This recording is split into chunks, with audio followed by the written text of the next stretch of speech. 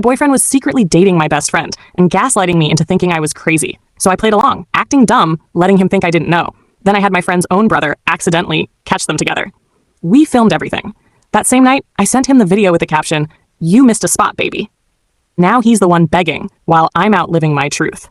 Welcome to Raw Reddit Tales. Subscribe to keep getting the spiciest stories. It's wild how someone can look you dead in the eye every day and lie without flinching. Alex and I had been together for almost 3 years. And honestly, I thought I'd met my forever person. We met at a rooftop party in Chicago. It was one of those humid summer nights where the city skyline looks almost romantic. He walked up to me, complimented my laugh, and somehow, within minutes, I was hooked. He wasn't the type to chase attention, and that made me feel special. For the first 2 years, we were inseparable. We went on road trips, shared playlists, talked about marriage, even looked at apartments together. He met my mom. He was the guy who'd bring me soup when I was sick, the guy who'd text "Good morning, beautiful" before my alarm even went off. Everything just felt easy, until it didn't. It started small. The late replies, the short answers, the sudden obsession with privacy. His phone was always on silent. He'd take calls outside, sometimes for 20 minutes, and when I'd ask, he'd sigh like I was being dramatic. "You're always overthinking," he'd say. "You need to stop making problems where there aren't any." And slowly, I started to believe him. I started to think maybe I really was too much. Meanwhile, my best friend Emily was always around. She'd comfort me, tell me I deserved better, even offer to talk to him if I wanted. She said she wanted to help fix things. I remember hugging her once and crying into her shoulder saying, "You're the only person I can trust." Looking back now, I wish I'd known what that hug really meant. The night everything shifted, Emily posted an Instagram story, candles, 2 wine glasses, and a man's hand wearing the exact same bracelet Alex owned. My heart dropped. I watched it over and over, convincing myself it couldn't be him. But that same night, Alex texted me, "Working late again. Don't wait up." That's when something inside me snapped. I remember staring at that text for a full minute, just frozen. My stomach felt heavy, like someone had poured cement inside me. I wanted to believe it was all in my head, that maybe Alex really was working late, that maybe Emily's story was just a coincidence. But deep down, I knew. I knew in that quiet, painful way your gut knows before your brain can catch up. The next morning, I tried to act normal. I made him breakfast, smiled, kissed him goodbye like I always did. He smiled back like nothing was wrong. That was when I realized how good he'd gotten at lying. He didn't even flinch. The same lips that told me I love you were kissing her too, probably hours apart. The thought made me sick. I started paying attention to the little things. His cologne changing, the new playlist on his phone, how he suddenly started dressing better, grooming more, keeping his car spotless. The Alex I knew used to toss hoodies on the floor and forget to shave for days. Now he was polished, careful, almost like he was trying to impress someone. And it wasn't me. Meanwhile, Emily started acting weird too. She'd text me less, avoid hanging out, always have an excuse ready. When I'd ask what was wrong, she'd say she was just busy. Once, she accidentally called me babe on the phone, then laughed it off like it was nothing. That laugh still rings in my ears. Nervous? Guilty. Fake. One night, I told my cousin Zoe everything. She's the type who doesn't do sugarcoating. She just looked at me and said, "Girl, they're playing you both ways. Stop crying and start watching." It stung, but she was right. I was done being the clueless girlfriend. So I started playing dumb. I smiled, acted normal, even told Alex I was planning a surprise weekend for us. He seemed excited. Too excited. That night, while he showered, I checked his iPad. I didn't even have to guess the passcode. It was my birthday. When I opened his iMessages, my hands started shaking. The first name I saw was Emily. Her contact photo, a selfie of us together, laughing, felt like a cruel joke. I clicked the chat, and within seconds, my entire world collapsed. The first message I saw wasn't even sexual. It was worse. It was intimate, familiar. She texted him, "Did you make it home safe, baby?" And he replied, "Yeah, but it feels weird not falling asleep next to you." My chest tightened so hard it felt like my ribs were breaking. I scrolled further, each swipe slicing deeper. There were inside jokes, pet names, even good morning selfies. The same words he used to tell me. The same tone, the same emojis. Just recycled and handed to her like I never existed. My breath caught when I saw a photo of her wearing his sweatshirt. My favorite one. The one he told me was ours. I could barely see through the tears, but I kept scrolling because I needed to know. I needed to see just how deep the betrayal went. Then I saw a message that ended any chance of denial. I told her I'm working late again tonight. Meet you at your place in 20. That line echoed in my head over and over. I remember dropping the iPad onto the bed, staring at the ceiling, and realizing that everything I thought was love had been a lie. Every "I miss you," every "you're my forever," it was all part of the game he was playing with both of us. But instead of screaming or crying, I just went quiet. Completely numb. That's when something in me shifted. I wasn't going to give him the satisfaction of seeing me broken. No tears, no begging. He wanted me to look crazy, so I decided to let him think I was fine. Over the next few days, I acted like nothing happened. I laughed at his jokes, cooked him dinner, even told Emily I missed hanging out with her. Every second of it burned, but I kept that mask on. Behind the scenes, though, I started planning. I wasn't sure what exactly I'd do yet, but I knew I wasn't going down quietly. The universe must have been on my side, because 2 days later, Emily's brother, Ryan, came over to fix my Wi-Fi. Ryan and I grew up together. He's like family. As he worked on the router, my phone lit up with a notification. Alex's text. Can't wait to see you again, Em. Ryan glanced at it and froze. He looked at me, then back at the message. Wait, Em? As in my sister? That's when I finally said it out loud. Yeah, your sister. Ryan's face went pale. He just stared at me, his jaw tightening like he was trying to stop himself from exploding. You're telling me my sister's been messing around with your boyfriend? I nodded, and for a moment, neither of us said a word. The silence was heavy, like the whole room was holding its breath. Then he stood up, shaking his head, muttering, I knew something was off with her lately. But this? Damn. I didn't know what to do next. Confronting them wasn't enough. I wanted proof. Real, undeniable proof. Because people like Alex and Emily, they were the type to twist the truth until you looked crazy. I wasn't giving them that chance. So when Ryan offered to help, I didn't hesitate. I'll catch them, he said. You just tell me when. The plan came together faster than I expected. Alex had told me he was working late again that Friday, his usual lie. Meanwhile, Emily posted a story about a girls' night at her place. The timing lined up too perfectly. My instincts screamed that this was it. So I told Ryan, and he agreed to swing by her apartment around 9 p.m., pretending he left something there. That evening, I could barely sit still.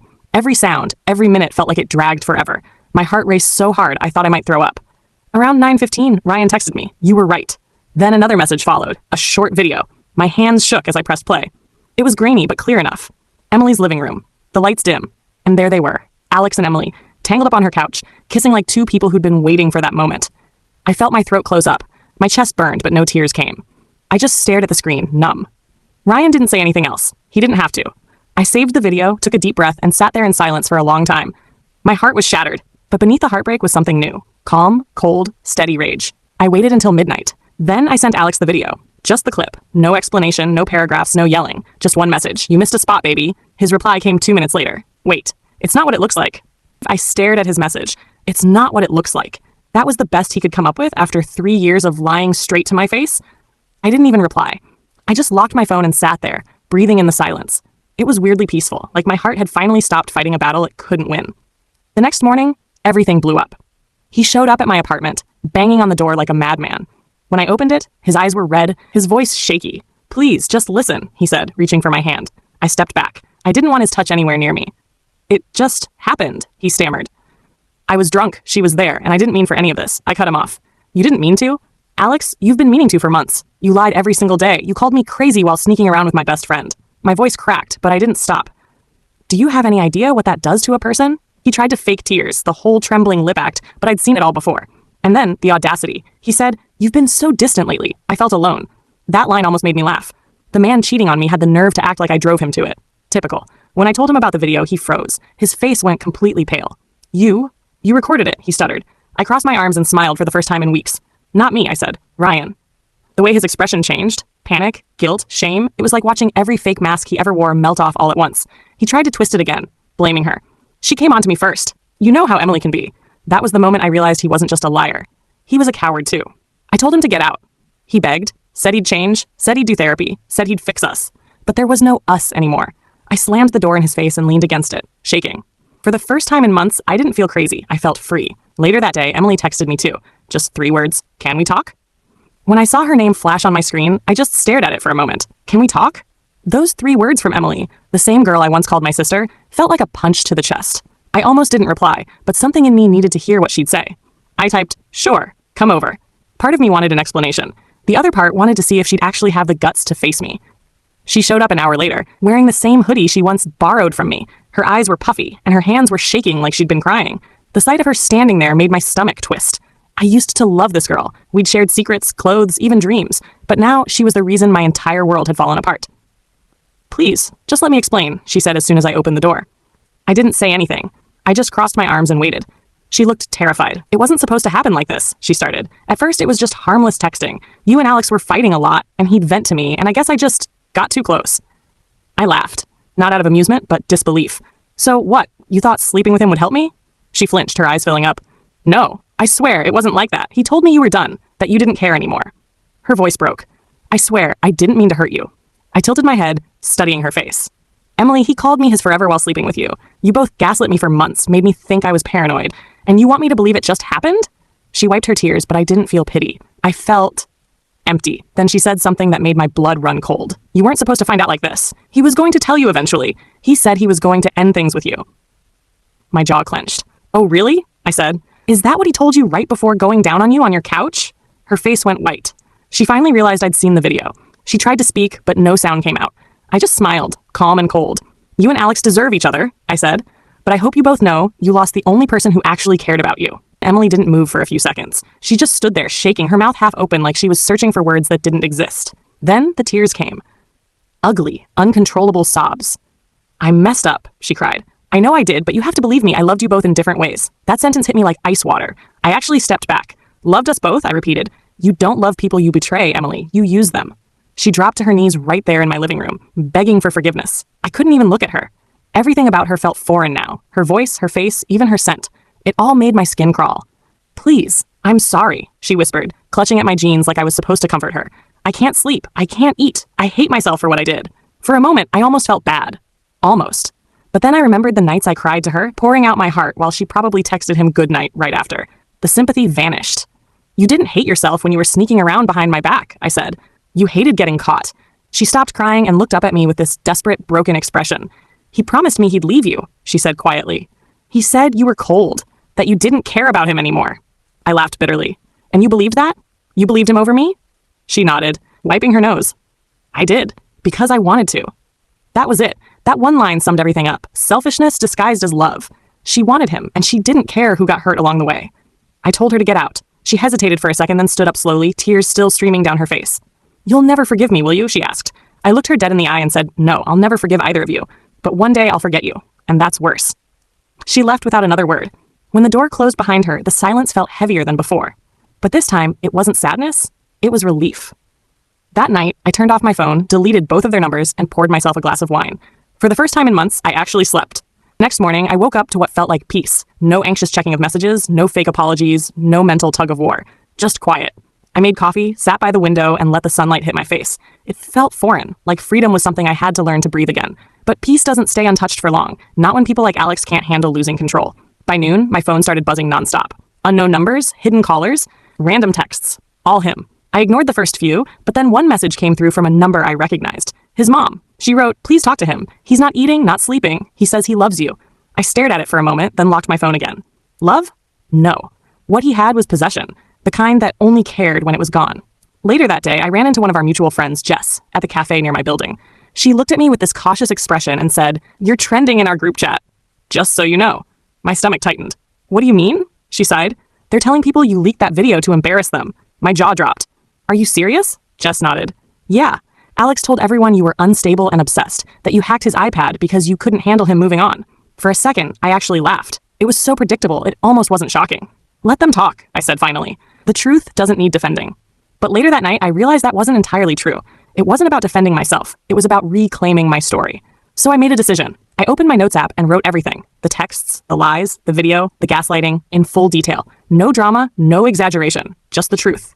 Then I sent it to one person, Ryan. He read it, called me and said, "You should post this. People need to hear what happened."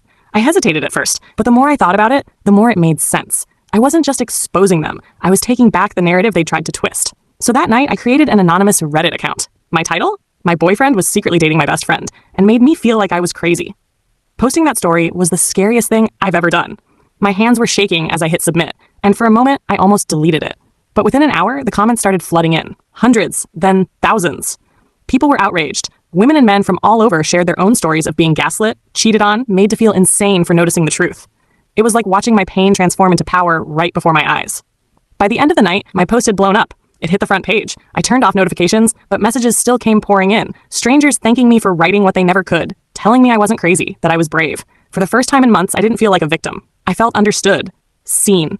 And then, the universe decided to twist the knife in the most poetic way possible. Ryan called me 2 days later, laughing so hard he could barely breathe. "You're not going to believe this," he said. "Alex and Emily broke up. I didn't even ask why. He told me anyway. Apparently, she found out he was texting another girl. She confronted him, and guess what he said?" He paused for effect. He told her she was overreacting. The irony almost made me choke on my coffee. Karma didn't just show up. It pulled up a chair and poured itself a drink. I didn't even feel satisfaction anymore. Just closure. The kind that doesn't come from revenge, but from realizing you finally made it out alive. A week later, I walked into a small art show downtown, something I hadn't done in years. I met new people, laughed, felt light again. One guy, Noah, introduced himself. We talked for hours, not about relationships or pain, just life. I didn't feel the need to overshare or protect myself. I just existed. It was simple, effortless, real. Later that night, when I got home, I opened Reddit again. My post had over 2 million views. Someone commented, "She didn't lose a boyfriend and a friend. She lost 2 liars." And that's the best kind of loss. For once, I smiled and didn't cry, because they were right. 2 months after everything blew up, I ran into Emily. It wasn't planned. I was grabbing coffee near the art district, and there she was, standing in line, looking almost unrecognizable. Her hair was darker, her face thinner, and the confident smirk she used to wear like armor was gone. For a second, our eyes met, and she froze. She opened her mouth like she wanted to say something, but I just smiled. That quiet, calm kind of smile that says, "You don't exist here anymore." Then I walked away. No words, no drama, just peace. That was the day I knew I'd finally won, not because she lost him, but because I'd found myself again. The old me would have needed closure, needed her to explain why she did it. The new me didn't. Some things don't deserve understanding, they just deserve distance. A few days later, I got a message from Alex. I almost didn't open it, but curiosity got the better of me. It said, "I miss you. I'm sorry for everything. I know you hate me, but I still think about you every day." I stared at it for a while, then laughed. Not the bitter kind, the genuine kind that comes from knowing someone's chaos can't touch you anymore. I typed one word back, "Good." Then I blocked him for good this time. It's strange how heartbreak can turn into freedom if you let it. I started doing morning runs again, painting, going out with friends without feeling guilty. I even traveled solo for the first time, to Seattle, the city I always dreamed of visiting. I sat by the waterfront one evening, watching the sunset paint the sky gold and pink, and realized something so simple yet powerful. I wasn't broken anymore. I was reborn. That night, I posted one last update to Reddit. Healing isn't revenge. It's moving so far beyond their reach that they can't even recognize the person you've become. The post went viral again, but I didn't care about the numbers this time, because this time, the story wasn't about him or her. It was about me, finally living, laughing, and loving without apology. The end. Please like and subscribe for more interesting stories like this. What do you think of this story? Please comment below.